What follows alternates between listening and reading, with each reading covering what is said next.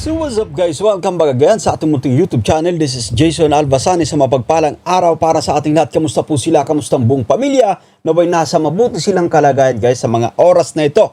Eto na nga guys yun, nalagasan ng defender itong si Vian-B. Oo. Bakit nga ba? Oo. Ano ang dahilan? Guys, sino nga ba ito? Guys, ito yung ating bibigyan ng reaction for today's vlog. Pero bago tayo magtuloy-tuloy sa ating pagre-reaction, sa mga bago pa lang sa ating munting YouTube channel, make sure na mag-subscribe, hit ang notification bell para ma-notify ka sa mga update. So eto na nga, samahan nyo manood mag-react and feel free na mag-iwan po ng inyong mga komento. Here we go! So yun na nga guys, kahapon lamang nag-live itong si Vian-B. Kumaga marami yung nag-abang, guys, kasi hindi na nga ito nakakapag-live. No? At syempre, ay kumbaga marami din yung mga nasaktan. Oo. Bakit nga ba guys to? Marami yung nasaktan at may mga pumiyok talaga sa kanyang live na yon. Guys, alamin natin guys to. Meron tayong kumbaga ipi-play na video clip. Kaya stay tuned, no? Panoorin natin guys yung video ito. Sino kayo nakakatakutan ko? Okay. Ha? Sino kayo nakakatakutan ko? Kayo lang, mga hitsura nyo, mga kulinat lang, mga views nyo. Anyway guys, yan, dito sumabog siya sa kumbaga, ito nga, no, nire-reactionan siya ng mga antay, guys, especially itong si Kayo, guys, si Adorable Kayo, kumbaga bumabanat sa kanya ngayon, nagre-rebuttal siya, guys, yan. So, anyway, guys, kumbaga related, yung content niyang ito, alam mo ba, right after, guys, kumbaga sa pag-live ni Vian-B, may connection doon, no? Kaya, kumbaga, panunuurin natin, no? Kung bakit, eto, isinusuka niya na din, ito nga Batalera family, itong si Vian-C. Guys, i-play natin to, i-play natin to. Kaya, pinagsusumiksik nyo yung mga sarili nyo dito sa kalingap dahil kapag hindi kalingap ang inyong topic, kulinat, wala kayo. Ngayon, ayun, diba? tama po yan. Actually, yung sa mga, guys, no, itong mga antay na to, C4GG, guys, paano lang talaga yan, no? Eto, nanginginain, dito sa Team Kalingap, kung yung kumaga nakikisawsaw sa madaling sabi, guys, no yan. Kasi kung hindi naman talaga kalingap yung content nila, hindi sila magkaka-views. Kaya nga kumbaga itong si Pisot din, halos lahat sila, guys, no, kumbaga nanginginain dito sa Team Kalingap. Kung hindi kalingap yung kanilang content, walang manunood. Anyway, may point dito si Bibi, guys, no? Lamunin nyo ang Batalero family. Kayo ang defender. Isaksak nyo sa bagat nyo dahil magulo. Eto na sinasabi natin. Bakit niya nasasabi ito na, guys, isaksak nyo sa baga nyo itong Batalero family?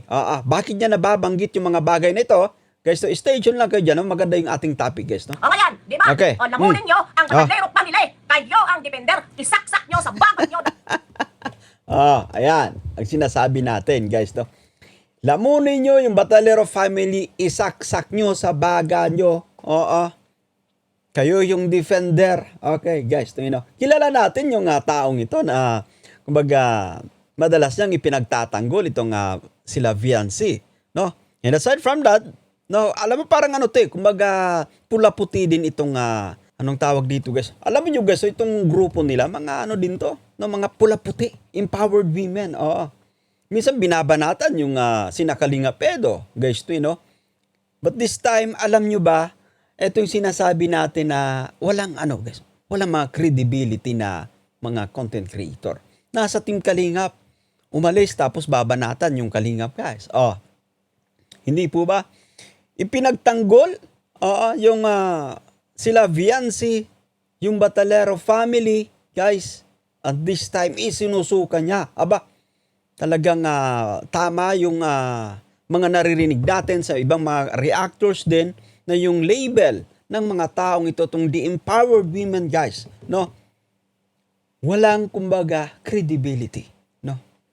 Walang paninindigan. Eto, bakit niya, kumbaga, sinasabi ito, guys, no? Balik pa natin, no? Balik natin. Pinagsusumiksik nyo yung mga sarili nyo dito sa kalingap dahil kapag hindi kalingap ang inyong topic, kulinat, wala kayo. Ngayon, di ba? Lamunin nyo ang Batalero family. Kayo ang defender. Isaksak nyo sa bagat nyo dahil magulo ang mga utak. Tama lang yan, maglaban-laban tayo, Batalero. Kayo mga defender kayo ng Batalero, laban-laban tayo. Okay, guys, eto na. So, matatandaan natin, guys, no? Kumbaga ito parang nag-alburuto itong si Bibi, guys, no? Itong si Ate Glow, nag-alburuto siya. No, alam mo kasi, guys, hindi na ito kumbaga bukang bibig, oo, ng tawag dito. Hindi na bukang bibig ni na Viancy ng Batalero family sapagkat kaalyado. Guys, no? Kaalyado niya si Doc Lat. Oh, ngayon ay kumbaga hindi na siya nasa-shoutout, hindi na siya nare-recognize, guys. Eto, isinusukan niya. O, ito nga Batalero family, ito nga sila Viancy, aba, guys. Parang kailan lang, bukang bibig mo, panay pagtatanggol mo rito, Bibi, o Ate Glow. O, naniniwala na talaga ako sa sinasabi nila na wala kang credibility. Mga empowered women, guys. Alam mo yung pula-puti, guys, no? Hindi po ba? Ngayong hindi ka na-recognize, ni na Viancy, nitong ungrateful family, hindi ka na nare-recognize, di ka na shout out. Eto, bigla mong kumbaga, isinusuka. Guys, no? Tama.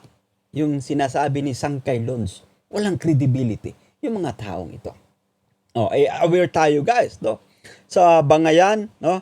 Kasi kumbaga, kilala na natin, itong Batalero fam, itong sila Viancy, syempre guys, no, na kita mo yung ginawa nila sa Team Kalingap, diba? Pinili nila over Kalingap itong si Iking at si Manas, but this time, guys, ini-apply na naman nila. In-apply na naman ni Viancy. Yung kanyang pinili, ihinulog niya na naman at pinili itong mga antay.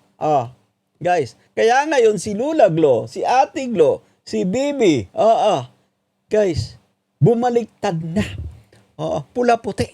Itong taong ito, nag-aalburuto sa pagkakataong ito. Guys, ito yan, no? Lagas na. Nalagasan sila Viancy ng isang kumbaga defender na, alam guys, pula-puti din. Kilala natin ang mga to, guys, to, no?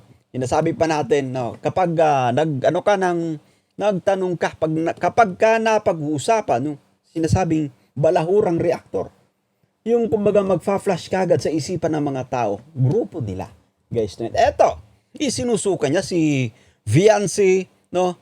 Ito nga Batalero family, sapagkat nasaktan siguro. Guys, nasaktan yung damdamin kasi hindi siya, kumbaga, guys, hindi siya na-recognize. Hindi na siya nasa-shout out. Kasi alam natin kung ano na yung relasyon ni Viancy tsaka ni Doc Lat.